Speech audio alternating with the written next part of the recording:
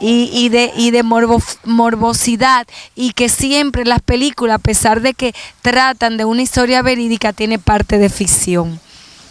Entonces, ellos le compraron el derecho a Julia Álvarez del libro que ella había escrito y pusieron eso, pero no es cierto. Entonces, yo siempre que le preguntara, ¿pero usted vieron la película? Sí, entonces yo le digo, eso no fue cierto, ¿me entiendes? Porque no es que dañe la memoria de mi hermana, pero tampoco voy yo, si yo sé que la gente cree que fue verdad, no decir que no, eso no existió. Lo que pasa es que le molestó que nosotros no fuéramos, vamos a decir, lo dejáramos plantado, vamos a decir la palabra. Así es, al gran Señor. Ya yo entiendo entonces de dónde Minerva pues sacó toda esa valentía y toda esa gallardía para trabajar en tratar de sacar este pueblo de la sanguinaria represión del dictador Rafael Leónidas Trujillo. También tengo entendido que en sus relaciones con sus compañeras, además de esa que usted dice que le contó la historia de cómo ella vio que mataban a su padre, que lo masacraban, también una de sus compañeras quedó embarazada y tuvo que irse al exilio por miedo a que la esposa de Trujillo tomara represalia, porque se sabía que él pues abusaba de jovencita, casi adolescente. Entonces ella escuchaba todas esas historias y además también ella era una persona que admiraba mucho la lucha y el movimiento revolucionario que estaba pues dirigiendo Fidel Castro en Cuba. Se dice que ella escuchaba escondida las emisoras de Cuba y Venezuela. ¿Eso es cierto? Es cierto. Es que la juventud de nosotros estaba como dormida y al suceder lo de Fidel, que fue en el año 59, la juventud de América Latina entera despertó y dijo, pero si Fidel tumbó a Batista, ¿por qué nosotros no podemos tumbar a Trujillo? Lo mismo Rómulo Betancourt en Venezuela, que fueron discursos que tú los oías y te sentías que a alguien en el mundo le preocupaba la situación nuestra, porque es que si no nosotros vivíamos aplastados y mata gente, porque fue de los dictadores más crueles, el más cruel que hubo, yo diría casi en el mundo, porque aquí no se perdonaba, aquí todo se con matar, desaparecer.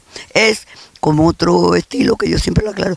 Una mujer bonita, esa sí está buena para el jefe. Entonces, los papás cuando tenían su hija que era graciosa no la dejaban ir a la fiesta. Siempre todo el mundo estaba con miedo, porque era una cosa como un azote, vamos a decir.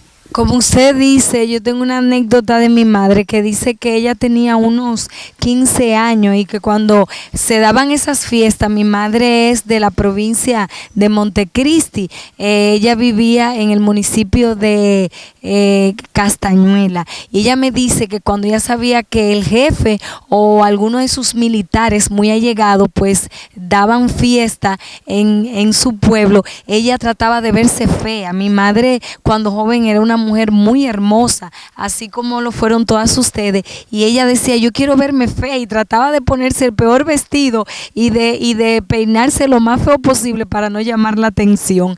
Ya hablando de lo que yo le decía, de que su hermana Minerva pues escuchaba secretamente la radio de Cuba y de Venezuela y que admiraba a Fidel Castro. Ahora mismo, si Minerva estuviera viva, ¿usted cree que ella tendría el mismo concepto de Fidel Castro? Porque a pesar de que él no se puede comparar con el sanguinario Leónidas Trujillo, no le permite la libertad a su pueblo de decidir y de escoger. ¿Usted cree que aún ella mantendría esa admiración por Fidel Castro? No sé, porque el tiempo ha pasado y las cosas cambian, la ideología de un pueblo cambia, el sacrificio cambia, o sea que yo no sé hasta qué punto el pueblo de Cuba está acá conforme con el sistema de gobierno que ellos tienen. Yo imagino que dicen que hay muchos inconformes y otros que están ahí, porque Cuba tiene 11 millones de habitantes y están viviendo ahí. Ahora, la clase, recuerda que en esa época Cuba era el París de América, la trata de blancos, todo. Cuando todas estas personas que vivían con aquella ostentación, había la discriminación de los blancos, y no, se fue fuera, y ahora mismo Miami está formado casi por los cubanos. O sea que no sé qué opinarte sobre eso, porque uno no sabe, pero no, porque en este país a todo el que iba en contra de Trujillo se le dijo comunista, y nosotros, mira que mi hermana fue una persona que leyó todo lo que pudo haber leído, pero menos un libro de Lenin ni de Marx, porque aquí no se leía, eso había una censura, o sea que uno no puede opinar sobre cosas que pasaron hace 50 años, ¿me entiendes? No, y yo me imagino, yo entiendo lo que usted dice porque usted no sabe lo que estaría en sus pensamientos, pero yo me refiero al hecho de que ella, que admiraba tanto a ese señor que, como usted dice, fue de los que más pues trabajó en contra de la dictadura de Fulgencio Batista y que logró derrocarlo, pues luego, aunque no pues quizá fue tan sanguinario, es una persona que no permite la democracia porque él es el único que puede reelegirse.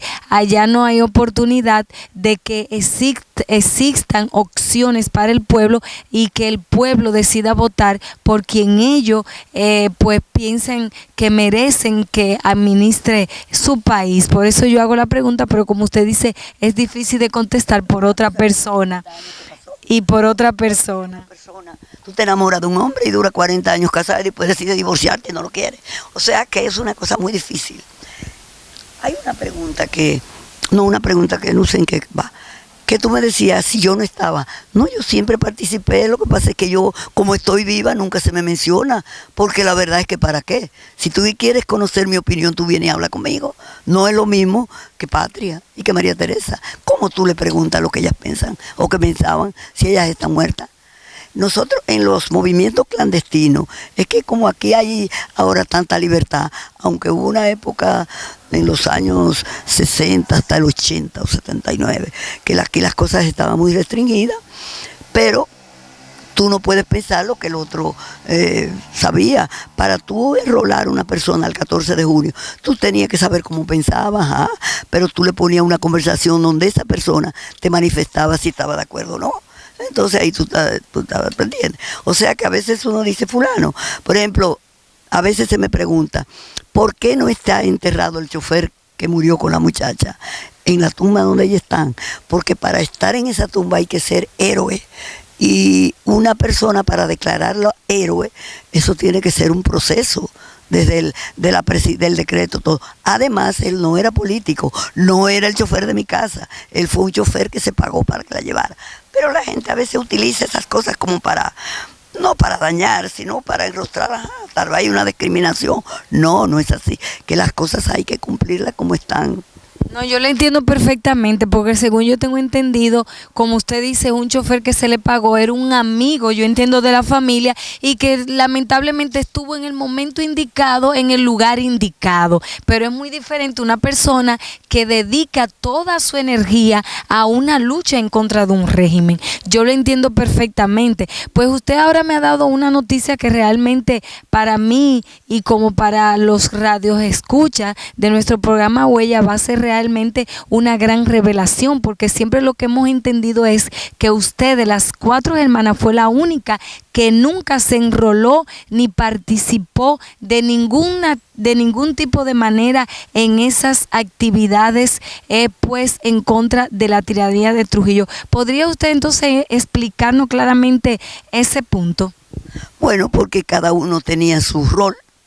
El rol mío era, estando yo aquí en el comercio con mi padre, conversar con los que venían para yo hacer una factura, los campesinos más bien, los vendedores, los comisionistas, como se les decía, que venían a vender de la capital.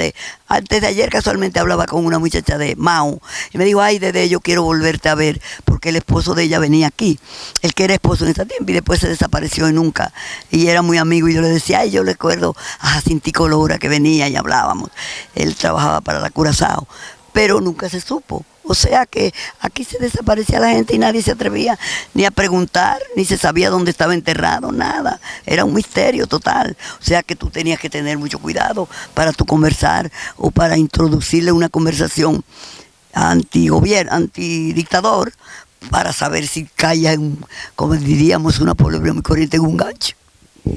Bueno, pues sí se